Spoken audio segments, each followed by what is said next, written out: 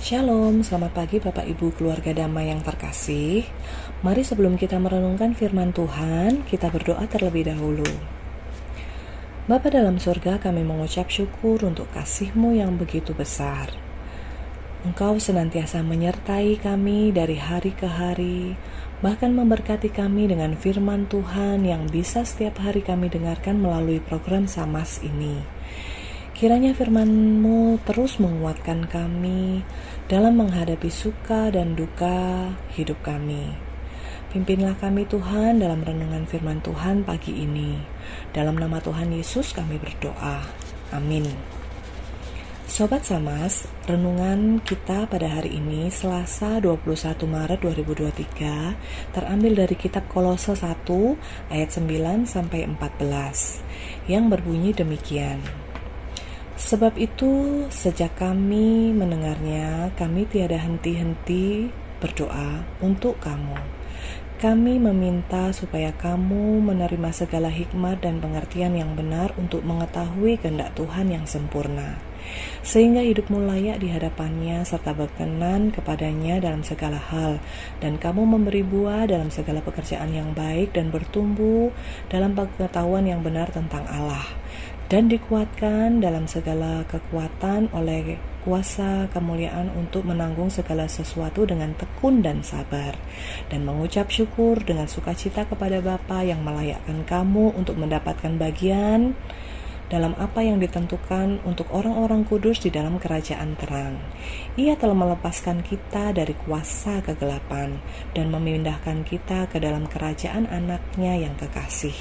Di dalam Dia kita memiliki penebusan kita, yaitu pengampunan dosa.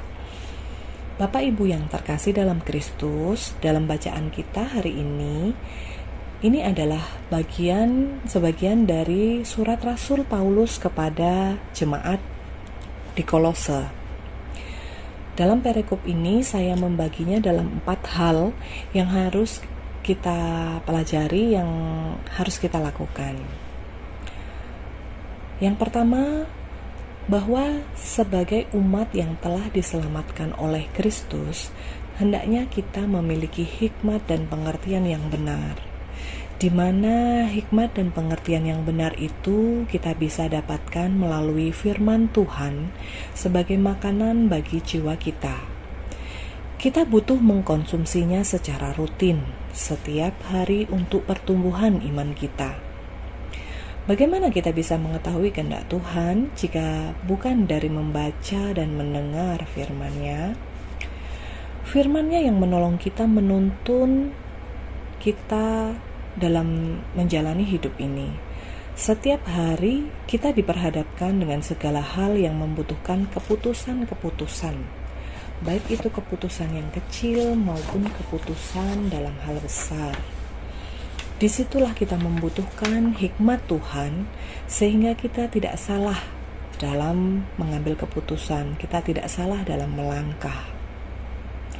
Yang kedua, hidup layak dan memberi buah. Ketika kita sudah mendapatkan hikmat dan pengertian yang benar itu, dan kita sudah mengetahui tentang kehendak Tuhan, hendaknya kita harus melakukannya dalam kehidupan kita, yaitu kita hidup layak dan berkenan di hadapan Tuhan, sehingga kita pun memberi buah dan menjadi berkat bagi sesama kita.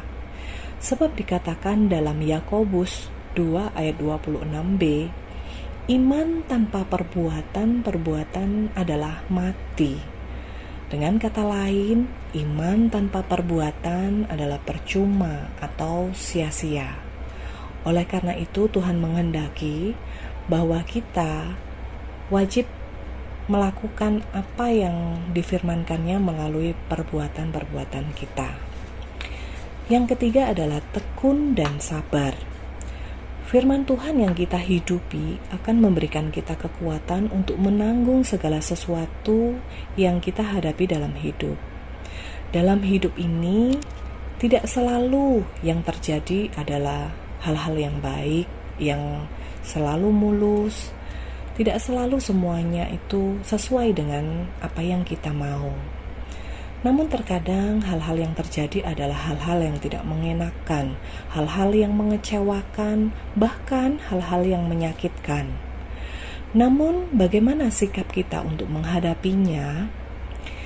Disinilah kita selalu ingat bahwa kita punya Tuhan Yesus yang selalu diandalkan, yang selalu memberikan kita kekuatan. Mari kita selalu melibatkan Tuhan dalam segala jalan yang akan kita tempuh.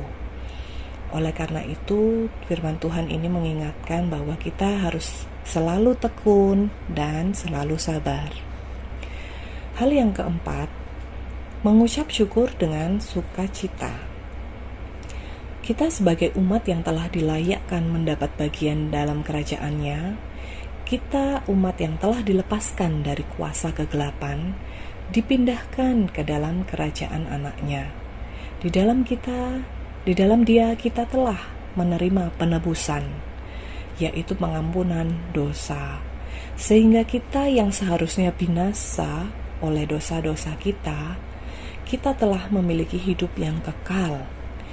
Inilah yang patut selalu kita ingat dan kita syukuri, di mana hal tersebut tidak bisa kita dapatkan dari manapun juga.